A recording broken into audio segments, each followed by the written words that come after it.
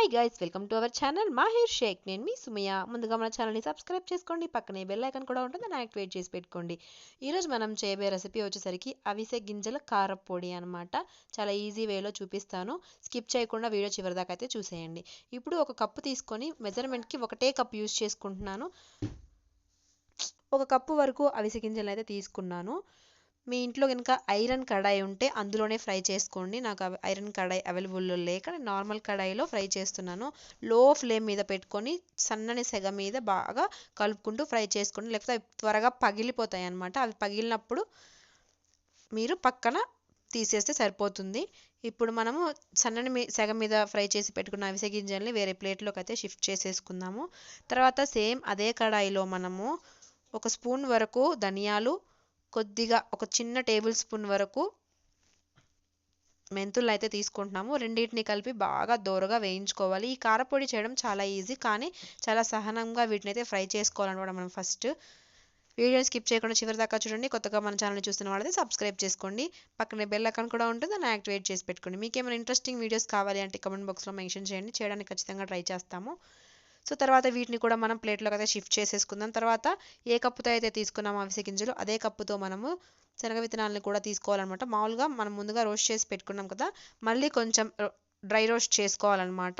ఈ విధంగా dry roast చేసుకొని పక్కన పెట్టేసుకుందాం. ఇప్పుడు సేమ్ కడాయిలో ఒక టేబుల్ స్పూన్, అంటే చిన్న టేబుల్ స్పూన్తో ఒక టేబుల్ స్పూన్ వరకు ఆయిల్ని అయితే పోసేసుకోవాలి. తర్వాత ఆయిల్ హీట్ ఎక్కిపోయిన తర్వాత పచ్చిపప్పు, మినపప్పును కూడా వేసుకోవాలన్నమాట. వాటిని దోరగా ఫ్రై చేసేసుకోవాలి. మీకు నూనెలో ఫ్రై చేసుకోవడం ఇష్టం లేకపోతే మీరు నార్మల్గా అయినా ఫ్రై చేసుకోవచ్చు, కానీ నూనెలో ఫ్రై చేసుకున్నట్టయితే అవి క్రిస్పీనెస్ ఎక్కువగా వస్తాయి అన్నమాట. ఇలా దోరగా ఫ్రై చేసుకొని పక్కన పెట్టేసుకోవాలి. మనం ఒక వెల్లుల్లిపాయను తీసుకొని పాయలుగా విడగొట్టుకొని ఈ విధంగా కొంచెం అలా దంచుకొని తర్వాత అదే ఆయిల్లో ఫ్రై చేసుకోవాలన్నమాట. చాలా దోరగా ఫ్రై అవ్వాలి, గోల్డెన్ కలర్లో వచ్చేదాకా ఫ్రై చేసేసుకోవాలి. ఈ వీడియోలో నా వాయిస్ కొంచెం బాగాలేకుంటే కొంచెం మీరు అడ్జస్ట్ అయ్యి వినేసేయండి. వీడియోని స్కిప్ చేయకుండా చివరి దాకా చూడండి. వెల్లుల్లిపాయలు హెల్త్కి చాలా మంచిదన్నమాట. అందుకోసమనే అవిసె గింజలు కొంచెం ఎక్కువ వెల్లుల్లిపాయలు యాడ్ చేసుకుంటే అరోమా కూడా చాలా బాగుంటుంది, హెల్త్కి కూడా మంచిది, క్యాన్సర్ వచ్చే అవకాశాలు ఉండవన్నమాట. తర్వాత మనం 4 నుంచి 8 వరకు మీరు స్పైసీనెస్ తినేదాన్ని బట్టి మీరు ఎండుమిరపకాయలను కూడా తీసుకొని ఈ విధంగా ఫ్రై చేసుకోవాలి. కరివేపాకును కూడా అదే విధంగా ఫ్రై చేసి పెట్టుకోవాలి. తర్వాత ఇవంతా చల్లారిపోయిన తర్వాత మనం మిక్సీ జార్ అయితే తీసుకున్నాం. మిక్సీ జార్లో వేయించినవి మొత్తం వేసేసి అందులో కొంచెం ఉప్పు, కొంచెం అంటే చిన్న నిమ్మకాయ సైజ్ అంతా చింతపండును కూడా యాడ్ చేసుకోవాలి. కొంచెం జీలకర్రను కూడా యాడ్ చేసుకొని ఈ విధంగా గ్రైండ్ చేసేసుకోవాలి. ఫస్ట్ బరకగా గ్రైండ్ చేసుకున్న తర్వాత మళ్ళీ కలుపుకొని మళ్ళీ ఇంకొకసారి మెత్తగా గ్రైండ్ చేసుకోవాలన్నమాట. ఈ విధంగా చేసుకొని రోజు ఒక ముద్దలో, ఫస్ట్ తినే ముద్దలో ఒక ముద్ద కనుక తిన్నారంటే హెయిర్ ఫాల్ ఆగిపోతుంది, డయాబెటిక్స్ కంట్రోల్లో ఉంటుంది, హెల్త్కి మంచిది అనమాట. చాలా అంటే చాలా మంచిది.